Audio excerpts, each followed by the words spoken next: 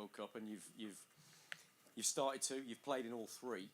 How's your? Yeah, good question. I feel like a lot of it is psychological. A lot of it is how you strike the ball, dependent on your run up and whether you stop or whether you wait for the keeper, or whether you just pick a corner and look to strike it as cleanly as possible. So all those things go into it, and yeah, it's probably a mix of both. Yeah, no, just like all phases of play, we're taking it extremely seriously. Like you said, as you go into knockout football, it's something that becomes more prominent in the games. So, like every part of our game, we want to be at the highest level when it comes to that. And if you're on the pitch, you'd volunteer? Yeah, for sure. I'm always open to take a penalty. At the end of the day, it comes down to the coach's decision and what he wants and what he thinks is best for the team. But from my side, I'm always ready.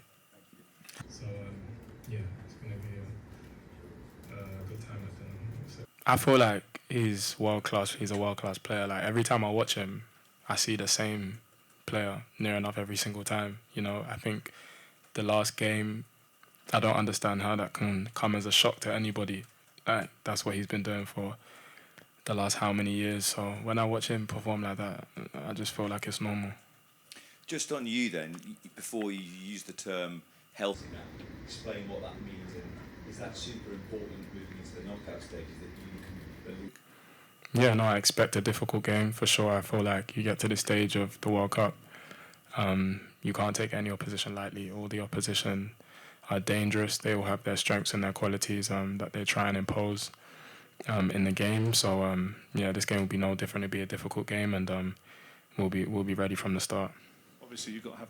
I feel like he's world class. He's a world class player. Like every time I watch him, I see that. Yeah, I feel like not just us. I feel like every team has difficulties with the opposition setting up 11 players in 30 meters of space. It's not easy to break down. I think we've seen other top nations struggle as well. Spain, Portugal in the last game. So yeah, it's just part of football now. Of course, when you play England, naturally you're gonna have a defensive approach because of the quality in our team.